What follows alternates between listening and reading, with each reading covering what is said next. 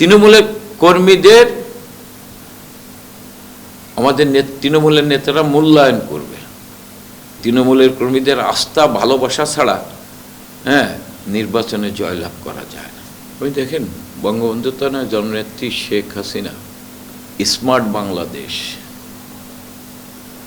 গড়ার যে পরিকল্পনা দিয়েছেন, সেই ব্যাপারে আমাদেরকে স্মার্ট নাগরিক হিসাবে নিজেদেরকে তৈরি করার জন্য উনি নির্দেশনা দিয়েছেন। কালকে সংসদীয় কমিটির বৈঠকে উনি সার্বিক বিষয়ে যে কথাগুলো বলেছেন, তার আমি যেটা যতটুকু বুঝেছি, আমি যেটা বুঝি, সেটা হচ্ছে দেশে স্থিতিশীল অবস্থা বজায় রাখা এবং মানুষের পাশে থাকা, মানুষেরকে নিরাপদে রাখা, শান্তিতে রাখা, এটা হচ্ছে মূল্য। যেটা বলছে যে দলকে বিকশিত করার জন্য সবাইকে সুযোগ দেওয়া উচিত, নইলে আস্তে আস্তে একটা ছোট সীমাবদ্ধতার ভিতরে চলে আসবে। এটা বঙ্গবন্ধু তানায় বলেছেন। আর পরিবার বলতে তো উনি সকালে সাংবাদিক সম্মেলনে ব্যাখ্যা দিয়েছেন। সেই ক্ষেত্রে এই নির্বাচনে কাদের ব্যাপারে আমাদের সতর্ক থাকতে হবে পরিষ্কারভাবে বঙ্গবন্ধু তানায় জননেত্রী শেখ হাসিনা সাংবাদিক সম্মেলনে ব্যাখ্যা দিয়েছেন।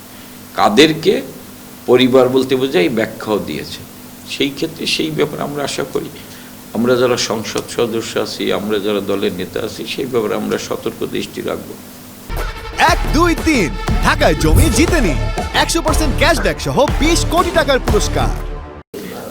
এইখানে আমরা যেহেতু বঙ্গবন্ধু তানার সভাপতিতে আমাদের মিটিংয়ের সিদ্ধান্ত হয়েছে যে এবার আমরা দলের থেকে মনোনয়ন দেবো না, দলের থেকে মনোনয়ন না দিলে প্রতীক আমরা দিতে পারবো না। তো প্রতীক দেবে না, প্রতীক না দেওয়ার সিদ্ধান্ত হয়েছে।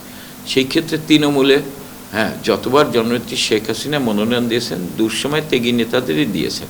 কিন্তু আমাদের এক একটি স্থানীয় উপজেলা নির্বাচনে আমাদের কিন্তু একাধিক ত্যাগী দুঃসময়ের নেতারা প্রার্থী হওয়ার যোগ্যতা রাখে।